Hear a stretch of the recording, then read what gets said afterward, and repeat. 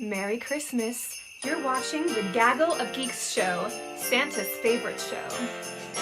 Dashing through the snow in a one-horse open sleigh.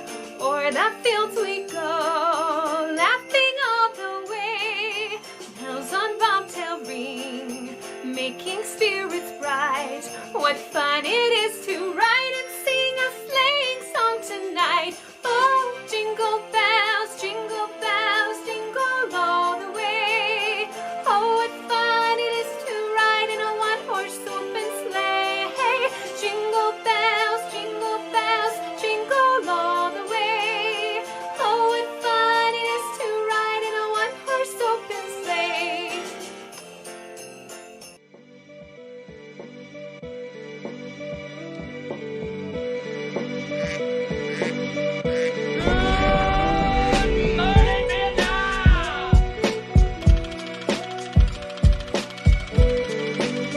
Please be advised, Gaggle of Geeks contains strong opinions that may contain language unsuitable for young children. Now here are your hosts, Patrick Beatty and Chaz Campbell Evans. Keep the change, you filthy animal. What is up, my Gaggle of Geeks, and welcome to another episode of Gaggle of Geeks, where there's just one geek today. There's no one else that's going to be on the show. Chaz, for some reason, decided to just go and join a circus during COVID. He's off doing whatever he's doing, but maybe he'll pop in later on. Oh my God, never mind. Hasn't playing on chapstick. Oh shit. Hey there. Where have you been? You know, I was trying to live that Dick Grayson life. Oh, well then. I think we've all been there before. We're doing this on a Saturday, Chaz, because again, something came up yesterday where we had to go and sometimes you've got to do FaceTiming with family and do Christmas stuff. So that's a thing, especially during the holidays. And you can't plan around other people's schedules sometimes. So you just got to make it work. Yeah, and I think we made this work just fine. So maybe. Plus, this dude, could it's go horrible. This just barely started. Well, plus it's 2020, so it's not like being not on schedule one day is going to kill us. So it's really possible that we could mess this whole thing up. I could put something that's like phallic up. And people are like, "Oh no, that's a dick," and then we'd have to deal with that. I have a headphone in that I shouldn't have in even, because I don't know why I didn't realize that a whole other thing was been playing this whole time in my ear. This is how we're starting today. Welcome everybody. Holy shit! There's so much news. There is so much goddamn news. This is a news heavy episode because we're talking about all the things that dropped with Disney Plus's announcement and Marvel, Star Wars, Pixar, FX even putting out stuff. Which, by the way, did you see the It's Always Sunny news? No. What? 4 more seasons. 4 more seasons. Love It's Always Sunny. I'm hella into that. It's already the longest running comedy series. Is that just what it? Probably. Or is it something specific? I can't remember. Is it live action comedy? Probably. I think The Simpsons has a beat right now with like the longest. That would work. Yep. Yeah. But I guess we should first, before we go into the big news, start with our Mandalorian watch. Which look who's here! It's Grogu. Grogu would like to talk about shit. Chaz, do a voice.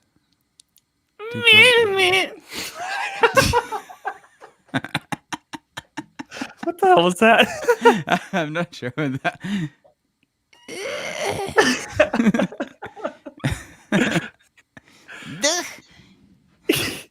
Dude, that's like some Grogu ASMR right there. What do you think the first word is going to be for Grogu?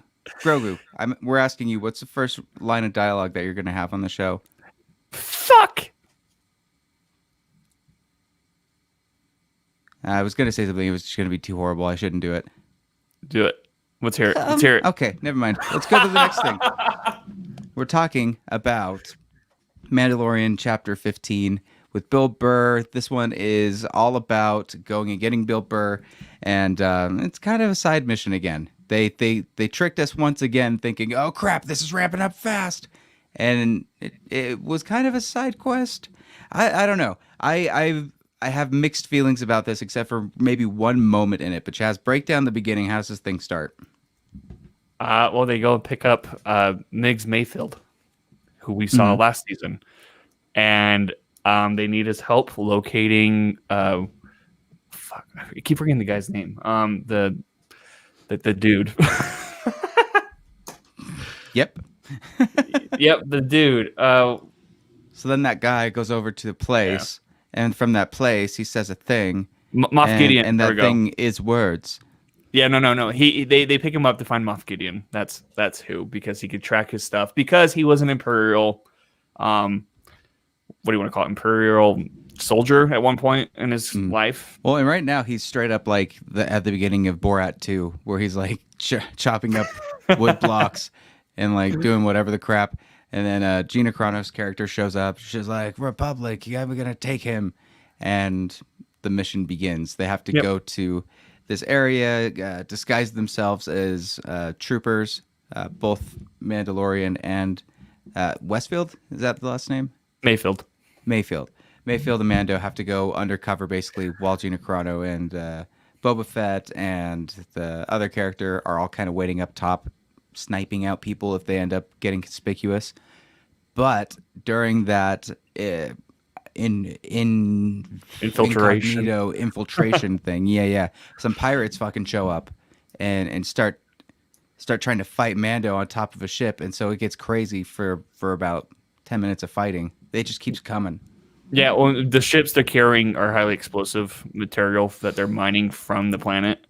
And so these pirates are trying to blow those up, specifically like where that cargo is. And yeah, Mando fights for a good 10 minutes on top of this thing while going full force. And there's a moment where I thought that he might have definitely fucked up.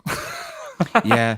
Well, and they have a lot of good inner dialogue between Mayfield and Mando, especially when it comes to like, I don't know, just they keep kind of going after Mando for the cult shit. They do, and I kind of like Mayfield's tired character, if you will, where he's just like, if you wake up and if you're able to fall asleep at the end of the day, like, I think that's a good life. I'm like, man, that's kind of a cool way to look at things. Kind of, like he's been through some shit. I guess I should say spoiler alert.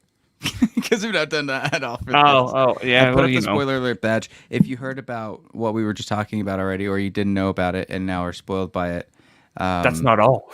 That's not my problem. You clicked on me, and you should just unsubscribe. Get out of here, dude. Can I just say real quick? I like how we see. So like when Mando wears his armor, the Mandalorian armor, like it's really like it deflects a lot. But seeing how vulnerable he is without it, like dressed as a stormtrooper, like we saw how much damage he took just from blocking some hits from the pirates, Oh, yeah. It's kind of funny that he thought it would be so easy since he takes out these people with the armor all the time. You'd think he would adjust to it. He's like, I already know this armor is going to be weak. But instead, I guess he's just so sure of himself as a fighter and like somebody to just get through an objective that he didn't notice it. But the minute he puts up his arm and it gets bashed off, it's like, shit. Yeah, and like the moment that they're saved, it was really surprising because they're actually saved by the enemy, stormtroopers of all people. And it was kind of badass how they're saved. And I thought it was a very interesting shift, like just a switch of point of view, essentially. For once, they're the good guys. Yeah. Even though they're just doing their jobs. And it's very much kind of like a Dark Knight situation too, with the semi-truck scene, where like they're just trying to get a convoy to an area, and they're just about to make it to the area before they're about to get it blown up. When these TIE fighters zoom past, destroy the pirate ships, and then they get in, and it's really weird because you see these stormtroopers like, yeah, you did it, and like patting these guys on the back, and it's like, ooh. You don't know where they're from, but they end up finding in the break room, I guess, a computer where they can go and sign in. It looks just like out of like any call center's environment. They're like, you've got your area where you can get a drink. You got a place where you can make a call, and then here's a public computer. Make sure you log out of it when you're done. It was very funny how they make that. It almost felt like the SNL sketch with Kylo Ren. Like the set felt a lot like that, where it was like, oh shit, they're just lounging. This is weird watching this. Yeah, well, yeah, you're right on that. But it's interesting to see the other side of things, essentially, because we kind of saw that with like the movies where with Luke Solo. tries to infiltrate it, and with Solo especially, and when like Finn and tries, like we see some insights into it, but like I think the Mandalorian just in general, because like I know in last season we saw those 2 stormtroopers, the inner dialogue between troopers is like unheard of, really, and seeing that last season and seeing more of it this season, like in this episode, I thought it was really cool. And I think you said that like this felt like a side quest, and I kind of agree, but like also it felt like more geared toward Mayfield's character than it was Mando's. So yeah, I wonder if Mayfield's going to have something bigger to come in the next season, because it seems like he has, like in this episode we saw a lot of beef that has yet to be resolved with him, because in his break room, there's this commander who he was under, and he's the only one wearing without the helmet, right? And it's kind of like when Jim in the office walks in and sees that guy doing the training seminar that he went to elementary school with, that he said was too dumb to hang out with. It's like, oh crap, I can't meet this guy right now. But this is a subordinate. Yeah, and I thought it was interesting, and he, refused to go find the coordinates, and so what's it, Jin? Is that how you say his first name? Mando? We'll just call him Mando. Well, he won't go in and he won't show his face because then he'll get recognized. So they talked on the convoy before all of the shit went crazy about like you never take the mask off. Like that's just not a thing. And it's like, no, I don't take my mask off, which is always kind of how Mando rolls. But to show kind of how desperate he is for finding Grogu and what he's willing to do, he will forsake his religion to go and his Mandalorian ways to get what's necessary. So he takes off the helmet, and you can tell through the whole thing, Din Djarin is so uncomfortable. Like it's like he's in his underwear, kind of the way he's walking around. And when he scans in, the guy walks up to them. They end up having like coffee at the table, just sitting and talking to each other, and that's where Mayfield pulls a Han Solo. He does. He's very Han Solo in this episode, where he was very reluctant to help, and then he does.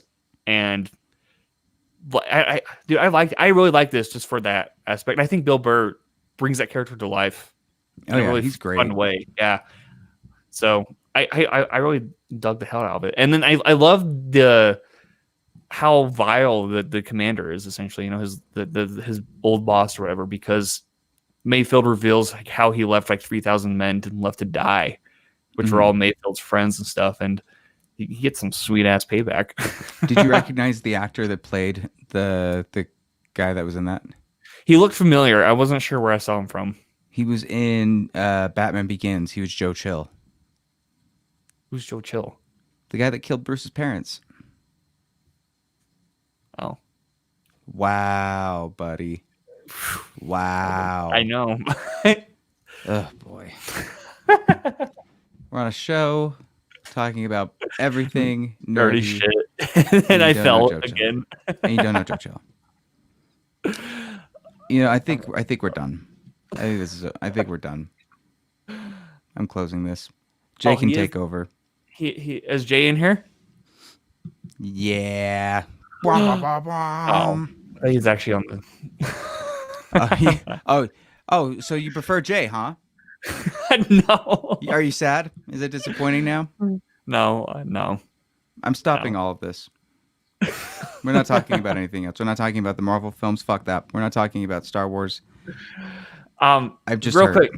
I also want to say though, going back to this episode, I'm glad because last episode we saw Boba Fett in action, and I was kind of worried that he was going to take the spotlight, and they relatively made him stay back and just kind of become the side character, and so I thought that was really cool. It looked like he got a paint job with his armor too. Like everything kind of looked a little bit better, maybe a little bit wider too for his frame. Like it seemed like it looked like a new version. Yeah, and then I don't know. I'll let you talk about the last scene, like the last word. No, I don't want to talk about it. I don't want to talk about anything. I'm hurt. I don't know how long I'm dragging this out for, but I'm going to drag it out. Okay, keep dragging it out. I'm just hurt. He does do that seismic charge thing in the ship. It's my favorite sound effect in Attack of the Clones. Like the only good thing about Attack of the Clones next to Natalie Portman and Yoda doing his first fight is the boom noise and the force field that destroys shit. Oh, so good. Seismic charges. Is that what the bomb's called? Is a seismic charge? Mm-hmm. Or I guess seismic blast. Did you think it was kind of overkill though? Like, I mean, because it was.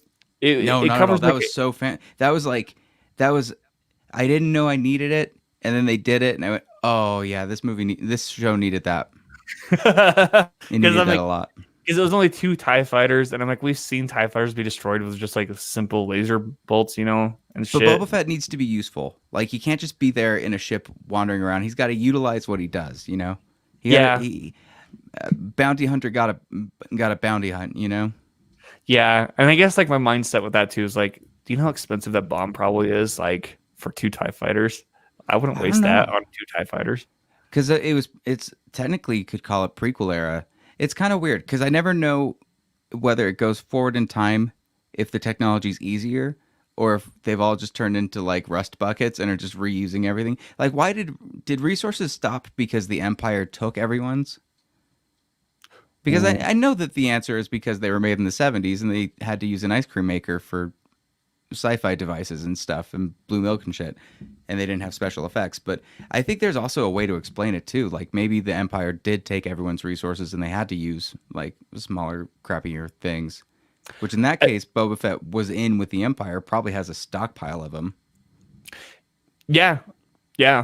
It's funny you bring that up because like in the Fallen Jedi or the Fallen Order, the new Star Wars game that came out last year, the character is working undercover for the Imperials to hide his Jedi abilities, and each level, like the beginning levels, like shows how much mining the Empire is doing, like resources, So yeah. I bet that's actually a thing that they took all the resources and shit.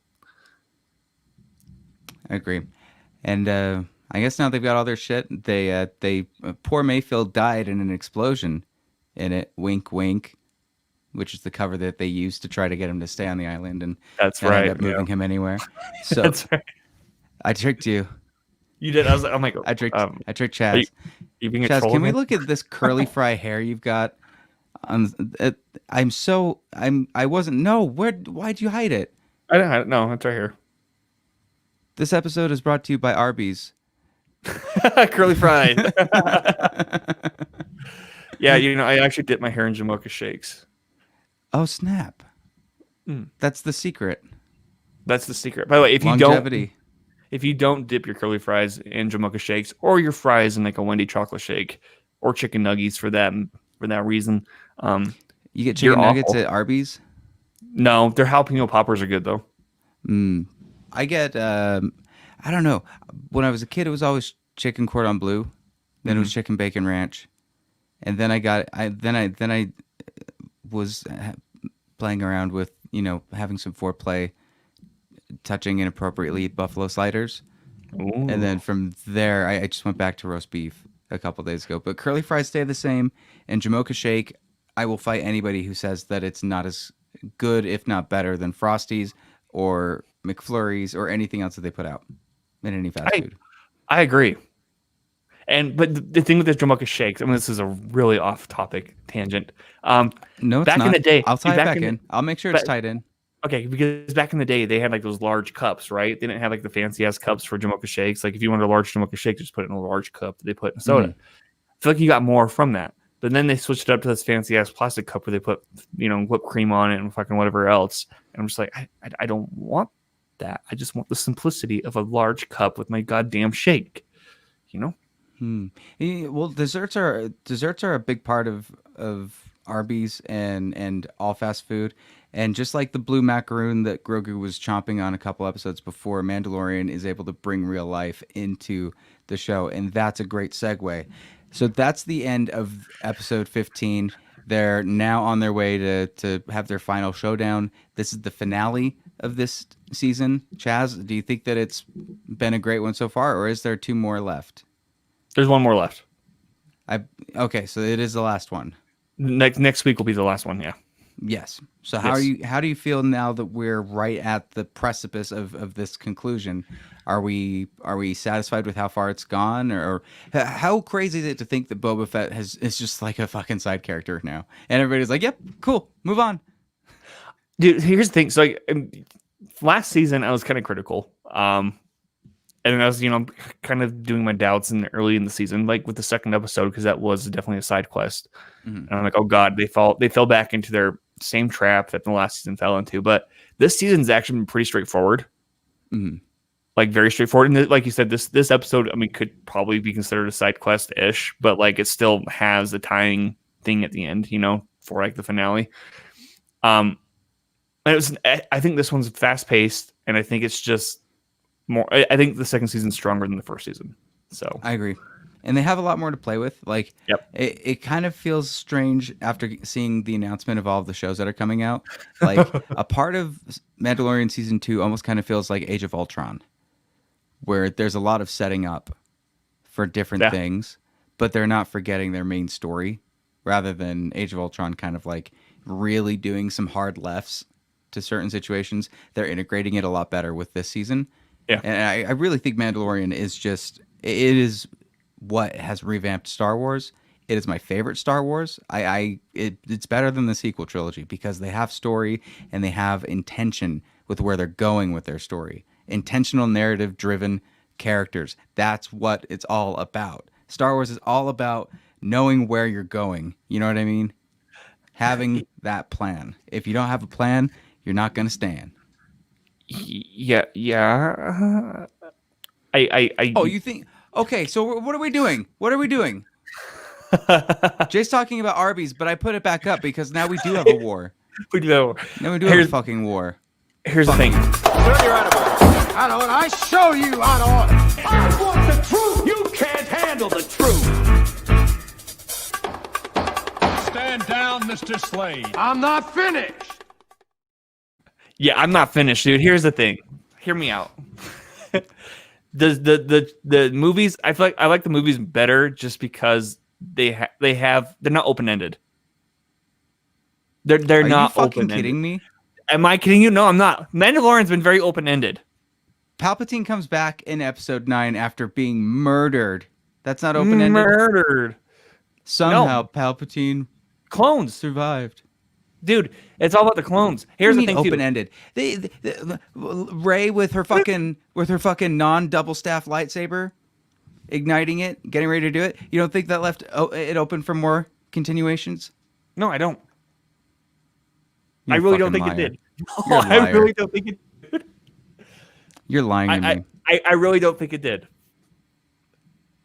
I look. I disagree. I don't even know what to say know. anymore. I know. Here's the thing. So, like with the Mandalorian, like here's my other criticism of the Mandalorian is it's very short episodes. They do kind of change around the runtimes. Like sometimes it'll be 30, sometimes it'll be 45, and you can never tell why between them. Yeah, that's actually that's what I mean by open it. And like here's the thing, they didn't bring back the Darksaber. It's like the Darksaber was like teased in the finale of last season, right? Like a huge tease, like, oh my god, it's gonna be a major thing. Granted, we haven't seen the finale for this season, but it's only been mentioned once, Did and they it make was it the seem last like episode. it was a major thing, or it was just like, They seemed like he's it was like a major the Terminator, thing. he's still surviving, and he's got the saber. No, You know what? They did make a big thing of it with Bo-Katan's character. Yeah. So I'll give you that. So here, let me just say this. We'll see how the second season ends overall to see like if it's going to be as open ended as the first season, because like I said, this one's been more arc driven. Like there's been like a bigger scenario, like you said, like a bigger plan than like I feel like the first season had. First season felt like a kickstart. What plan did the sequels have, Chaz? What was the sequels plan? That's fucking right. That's goddamn right, Chaz. Look at your face. You keep from Yeah, I do. He I looks got defeated. Everybody on the podcast, plan he for looks very this. defeated, and he's crying a little. So I won. Okay, I'll let you have that.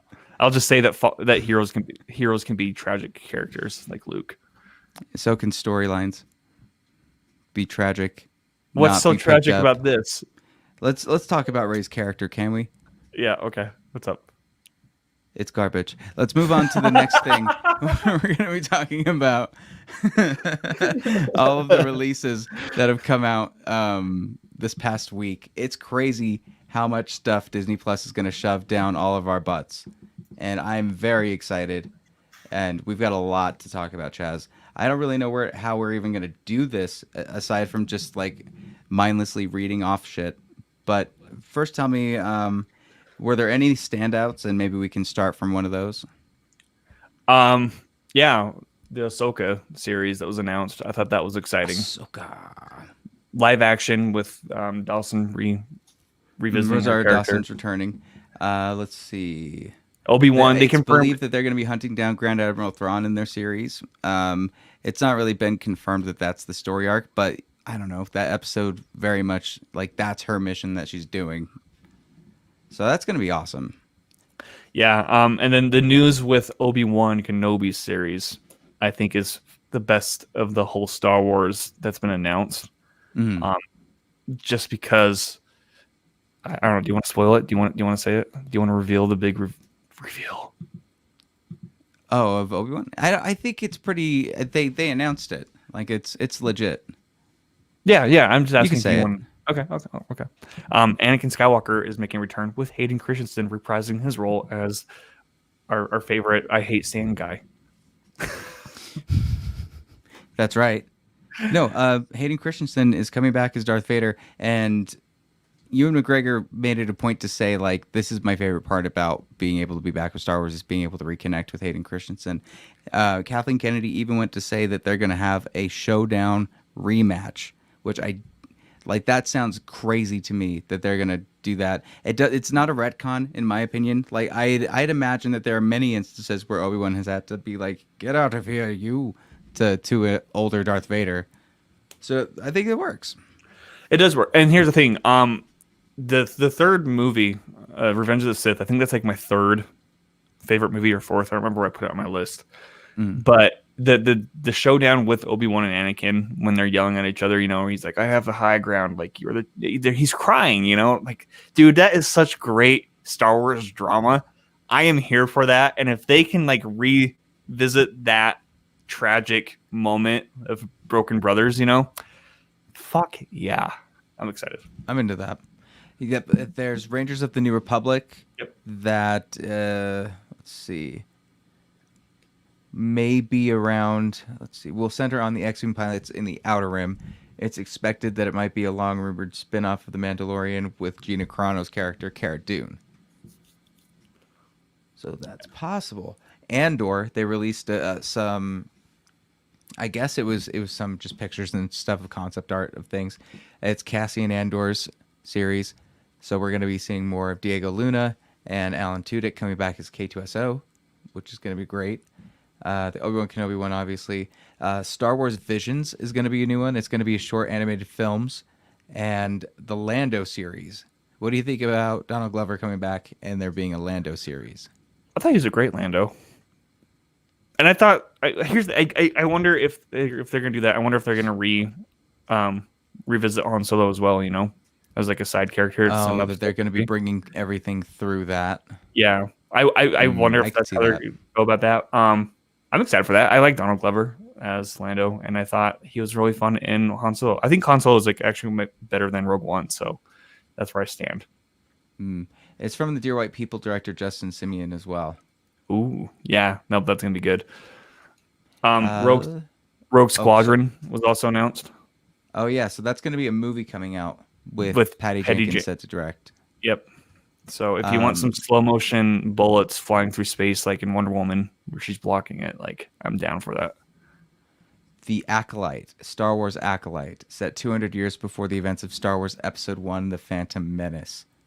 Be the first live-action Star Wars production set during what is known as the High Republic era. That is interesting. A mystery thriller that will Lord take have viewers mercy, I'm about to to a bust. galaxy of shadowy secrets and emerging dark side powers. I'm very excited for that. There's also going to be a droid story. Let's see. Do we know if it's going to be animated or if it's going to be live action? No idea. That'd be interesting. There's a couple more Lucasfilms ones, and then we'll jump into Marvel because that's kind of the big hitter. Or actually, we can talk about some FX. Willow is coming, and Indiana Jones 5 is officially happening. Summer 2022, directed by Logan director James Mangold, which I'm very, very looking forward to. Yeah, that'd be a good one. That sounded enthusiastic. No, because I remember, I think it was over the summer we were talking about it. I don't remember who we had on as a guest, but we talked about how like Indiana Jones was a development hell, and then Mangold was announced, and we're like thinking about the possibilities of like what that can entail, because they got rid of the script, like so they had to start fresh. Yeah, right? yeah. The conversation. So yeah, I'm excited to see where he takes Harrison Ford with that. Let's see. Oh, well, there's a few other ones. There's so much shit in this. FX is doing an Aliens TV show. Okay, I'm mixed on this. I'm mixed because you are. I am, because I really like Prometheus and Alien Covenant. And I kind of liked what Ridley Scott was trying to do with the Alien universe. Mhm. And I feel like this TV series is going to try to retcon everything that he tried to do with that. And so I just have mixed feelings in that regard. It's possible. I mean, they could be retconning a few things with it, but I do think long form Alien actually works pretty well. If you're going down the path of explaining what Ridley Scott was trying to do with Prometheus and Alien Covenant, I think he was wrong to put it out as a movie form, and that series was probably his better option if he wanted to be in the explaining sphere. Do you though? Why? I do. I want to know why. When I was thinking about, well, first because his storytelling is very visual, but he also does a lot of, I guess he does a lot of visual explaining of things that maybe he could actually like give information on, and then I don't know, using up scenes like having Michael Fassbender finger Michael Fassbender with the flute. It doesn't really serve a good purpose unless it's being like sold for like character development, which it just doesn't feel like he's got that down very well. But I feel like he writes the history as he goes. You know what I mean? Sort of, but like the Prometheus and like Alien Covenant was very much like the creation of mankind. It was like commenting on the creation of mankind and felt biblical in that sense. Like I know the second one was actually called Paradise Lost before they renamed it to Covenant. And so with that in mind, it's like, you know, angels and demons essentially about these creations of how the xenomorph came to be. So I thought it was fascinating, but I get it. But the good news with this though is Noah Hawley, who was in charge of Fargo's series, and I've only seen the first 2 seasons of Fargo, but I love them both. He's attached to be the showrunner on the new Alien series, so like I'll give it a shot. Oh, nice. Yeah. Well, in Chippendale Rescue Rangers, have you heard about this? Nope. It's coming back. It's going to be a film, and it will star John Mulaney and Andy Samberg as Chip and Dale, and I'm in it. I'm ready for it. This sounds like a recipe for annoying.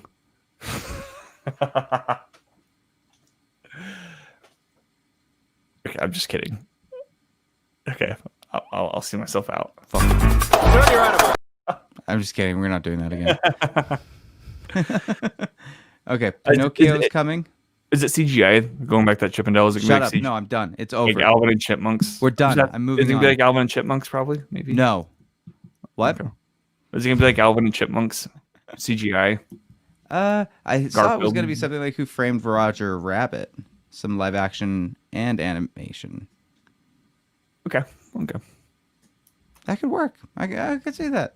We've got our Pinocchio movie. They're working on Peter Pan and Wendy, Disenchanted and Enchanted sequel, Sister Act 3, Baymax, Zootopia Plus, Tiana, centered around the Princess and the Frog character.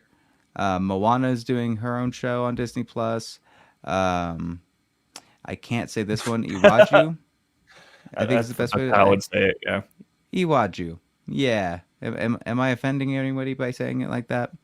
Correct us if we're wrong. I think it'd be more offensive if I gave like an accent to it. So I don't want to try that. You know what I mean? Yeah. Say it as white as you are is the way I put it. Unless you're told otherwise, then say it the correct way. But don't try to assume an accent that you don't know about. You Utah living fuck. So that's what I say to myself. Why are they bringing back Tiana when that was like from 2009? Well, look at their registry of princesses and tell me why. Are they trying to set up like a princess universe? Is that like what they're trying to do with that? Because I think they're going through a lot of their white characters for princesses, and they're ready to start. Like, I think Tiana could have been the one that built up the most out of all of the princesses doing a live action addition. So they're doing it at this point, which is great, but I don't know. Don't get it twisted. I think a big reason for it is diversity and bringing out and getting more people. So if they can do it right and they could do it in an entertaining way, that's awesome. I'll always take it. Yeah, I just wonder if it's going to be like how they have Marvel and they also have Star Wars, like their own universes, and if they're going to try to do like a Disney Princess universe where maybe we'll see like a Disney Princess Avengers film. They kind of teased that with Wreck-It Ralph too, with Ralph Breaks the Internet. I love that scene. I haven't seen that entry, so. God damn it! I know. I like the first one. I'm not one to go and watch. Like the last Disney movie I saw in the theater that I willingly paid for was Incredibles 2, and I went in like 11 o'clock because that's usually when I go, that's usually when I went, right? Back in the day. And I didn't know that was the prime time to take your fucking kids to the theater as well. So I had a bunch of kids running around and the parents were just not handling it, and I was very annoyed. So that's my reason for avoiding Disney films in the theaters. Chaz, I know. You know me. I know. You understand me. Yes, I do. Better than anyone I know. Yep. Do you think I'm excited about a Cars series? No. I guess you don't know me well enough. Yes. I don't know. I'm just kidding. No, I don't want that at all. The Cars series and Doug Days. Doug, the dog from Up, is going to be in it, and Win or Lose. It's another movie that's been out for years, and now they're just barely bringing it back. Yeah. There's something called Turning Red. I'm going to skip it and move to Lightyear, which is kind of the one that trended the most out of all of these coming from Pixar. Chris Evans is going to be what they're considering the real Buzz, which this is the real story of the test pilot who inspired the toy. Oh. So this is going to be actual person. This is Buzz Lightyear, and then later down the road we'll see a different toy for it or something. Why not have Tim Allen voice it then? Because Tim Allen's not Chris Evans. But if they're gonna go that route, here's the thing. So like, Tim Allen was the voice of all the Buzz Lightyear toys, right? Oh yeah, like the recording and stuff. So like, maybe they'll make a joke about that. Like they'll press his button and it'll sound like Tim Allen. And be like, that doesn't sound like me, and then they'll just move on. Okay, that was my point. Okay, yeah. Because it's true, like a lot of the toys and stuff. But even then, like I remember back in fourth grade, when did the prequels come out? 1999 was the first one for Star Wars. Yeah, episode 1 was 99. Okay, so I had these toys. Did you get the toys for episode 1? No, I got them for episode 3. Okay. Wow, you really bandwagoned Star Wars, didn't you? Just jumped on the bandwagon. Well, I mean, episode 3 came out when I was in 4th grade, so unforgivable. No, I'm just kidding. I feel like I'm being hard on you. You need to be hard on me, you know? That came out wrong. Dude, I'm always hard on you. Oh, goodness. So these toys, right? They all came with these little chips that you can put and put it on like a decoder thing, and it would do a sound effect from the movie. So like if you got Qui-Gon, you got a chip where you put the chip on that little thing and it would play a sound from Qui-Gon. You'd hear something from the movie or one. I remember I would always go to Darth Maul's because I could never really hear his voice in the movie. So it was like, okay, that's what he actually sounds like. And that's the only line that he has. Where was I going with this? Buzz Lightyear. So it's like if it was accurate back then and you could understand that they sounded exactly the same, I'll lend credit to the fact that like this would be kind of stupid if they don't have Tim Allen. But holding out hope that it'll be good. Real quick too, on that note, with the Obi-Wan series, do you think they'll bring back Qui-Gon as a Force Ghost? Oh yeah, definitely. I think Yoda could show up too. That'd be dope. Anybody in that era is fair game. Like, do you think we would be seeing Ahsoka a little? Could show up. She could show up. Do you think we'd be seeing like a little Luke? Like, is this like after he drops off Luke and I don't see that happening until like the second season or like a tee off to the first. But the first, or maybe it could just be a lot of like the first episode is just him watching this little kid creepily. You know, like in Family Guy, how the old man watches Chris, just like behind the bushes and stuff. Inspired by Family Guy. Right? That'd be a first. Any Family Guy inspires out of everything. Let's move to Marvel now. Can we talk about Marvel stuff?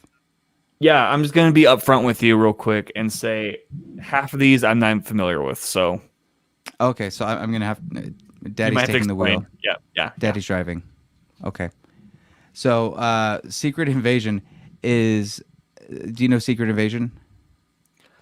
No. Involving the Skrulls. They are basically invading Earth by shapeshifting and being different people. They kind of teed that off with Far From Home's cameo and seeing him on the planet thing. They didn't really explain what was happening with that. But Samuel L. Jackson is reprising his role, and Ben Mendelsohn is going to return as Talos, and that's going to be Disney+. Ironheart, Tony Stark is dead, but the world still needs a hero to have the tools, the talent, and tech to protect it. Enter Siri. Just kidding. Her name is Riri Williams, a prodigy who has her own armored suit and is ready to fill the vacuum left by Iron Man. So it's the new Iron Man, Ironheart. Iron Woman. But that doesn't mean that Rhodey won't still be involved, because he's heavily involved in his show Armor Wars. What happens when Stark's technology starts falling into the wrong hands? Justin Hammer. No? Iron Man 2. Okay, Sam Rockwell. Oh, yes. Okay, I did watch that movie. Yes. I want him back. And this is the perfect place to put him. I think that'd be so good. Don Cheadle will reprise his role as James Rhodey Rhodes. Guardians of the Galaxy Holiday Special. James Gunn tweeted out something saying that he's shocked that they approved him doing this, because he just would bug Kevin Feige endlessly about this stupid story he had. And then when he saw that it was announced, he went, "Oh crap, I get to do that? Okay, fun." Which I think those are the fun movies where like a creator's like, "You'll let me do this? Okay." Now, will it be as bad as the Star Wars Christmas special? No, he loves the holiday special. He's gonna make this fun. Okay. Speaking of, though, I Am Groot is coming to Disney Plus. It's a baby Groot. You know, I don't know what that was. I tried to do a little baby Groot voice. So okay, I asked He this doesn't talk. I asked this on my Twitter a week ago, and I'm like, who's cuter, Baby Groot or Grogu? Grogu. Moving on. Ant-Man and the Wasp: Quantumania. Do you think Baby Groot's cuter? No, I like Grogu. Oh, cool. But Baby Groot won. That's why I was like, what is going on here? Why is somebody voting for Baby Groot? You are wrong. You're Maybe just because not Grogu's a pineapple mass pizza. murderer. Is he though? But then again, Groot's done some fucked up stuff too. Yeah, he has. Like, was it the first one where he like stabbed some dude like using? Well, he his took a arm and severed shit? thumb from someone at one point in Guardians 2. Yeah. I'd say that's even worse. He's not even using it for like sustenance. He's just like taking him as trinkets, putting him in his wood pocket. Ant-Man and the Wasp: Quantumania is the third film that's coming. It's going to involve time-traveling villain Kang the Conqueror, who we all know as Yahya Abdul-Mateen the third, I believe, second. The guy from Watchmen and Black Manta and Lovecraft. I'm excited for this one. I actually like Ant-Man probably the most out of all the Marvel movies. Yep. Oh wait, I got the name wrong. People are gonna grill me for that. It's not him. It's I don't know the name. I'm not gonna look it up either. We're moving forward. And then Fantastic Four was officially announced with John Watts helming it, and yeah, that's pretty much everything as far as the releases, the new releases that we know of. We still have all the other things. They put out snippets for Falcon and the Winter Soldier, another trailer for WandaVision, and a Loki trailer as well. I saw that trailer, yeah. And they also announced Christian Bale being a villain for, I don't remember what movie it was. Oh yeah, Thor: Love and Thunder. Yep. Gore the God Killer, something Yeah. like that. So I looked that character up because I'm like, okay, well, like, what's Christian Bale gonna look like? Is this? And dude, he could look pretty terrifying with like all the makeup they have to do and shit. Like, Do you think he'll go practical or it'll be a mocap suit? he'll be a mocap suit, knowing Yeah, how you think Marvel does mocap? stuff. Like all their behind the scenes stuff, like literally all their behind the scenes stuff is on a green screen room. Do you think Chris Hemsworth and him exchange stories about having to gain weight for their roles? I don't know. That's a weird question. Well, because Chris Hemsworth used a fat suit and Christian Bale ate Did not. only like a cracker. I think it would just be really funny to be like, it was really hard for me. The suit was very heavy. They had to use a lot of clips to clip it on, like potato chip clips and stuff. And Christian Bale's like, I only ate 1 cigarette a month to get where I was. Oh, that was for the political movie, and it was also for American Hustle, right? He gained a lot of weight for that movie as well. Mm-hmm. Yeah, I don't know. Do you think he's gonna go full on method though, with like being kind of like an asshole villain? Have we seen him in a villain role before? Besides American Psycho, like everybody's gonna say American Psycho, but like recently, have we seen Technically, Christian Bale Terminator be an actor? Salvation, he was kind of a bad. He was a dick, but he wasn't like an actual villain. And you can make Dick Cheney an argument. You could, yeah, yes, you could. Mm. Yeah, that's Okay. what we're gonna see with this. A Dick Cheney like villain. Interesting. That'd be good. That'd be good. Oh, and I guess the Prestige, he's kind of a dick too. Was he though? I think Hugh Jackman was Which more one? of a dick. Who knows? Is Spoiler there any alert. other things that are coming out? I don't care anymore. Are we gonna talk about The Christopher show Nolan? is on Saturday, Chaz. On Saturday, we don't care. Are we gonna talk about Christopher Nolan? Oh, do you want to bring that up? No, I really don't. It's a headache. Can we just say, if you have strong opinions, like incredibly strong opinions, about what directors think about where their movies are going, and you feel like you need to air that out, go outside and just yell into the void, because I don't like those tweets. I don't You don't retweet your tweets. I I know don't you retweet don't. your tweet. I know. I It's just okay. think, I don't know. We know it's shitty. We all know it's shitty for the Yeah. reasons that they've already mentioned. Now it's a lot of like, I don't know. Twitter's Well, then- just a pool of who can we attack at once, and like it happens so quickly and then gets moved past so quickly. It's like, what's the point of even talking about it? Like, I know. boom, just gone. I just saw that my favorite director was also mad about it. I'm like, Oh yeah, Maybe- Denis Villeneuve. yeah, I'm like, maybe I should just like look more into this before voicing my opinion. He did not. Rip. He did not Villeneuve what was going to happen with his movie. Okay, that was fucking awful, man. Yeah, see, you're still out now. we're gonna close out with that. I think that was a great closer. I would love to invite all of Villeneuve people to follow us on our YouTube, our PatrickBeattyReviews.com, Chaz Over and Under Artists Exposed. What's going on there? I'm just recording the episodes daily. I have a new one out with Michael Klug. Maybe it's Klug. I think it's Klug. Sorry, Michael. Yeah. Jeez. I know. I butcher last names. I'm not the best with last names, but no, that's a fun one. Talk about screenwriting, and he's also a film critic. So he was talking about how he applies criticism to his scripts and stuff. Oh, very cool. Yeah. Well, make sure to check that out, everybody. You also put up a review of Wolfwalkers this week. What do you think? It was a pretty good one, right? Yeah, I almost cried in the third act there. Yeah, it was I had to remind myself. I'm like, it's not gonna go this dark because it's Disney. But then I realized it's not Disney.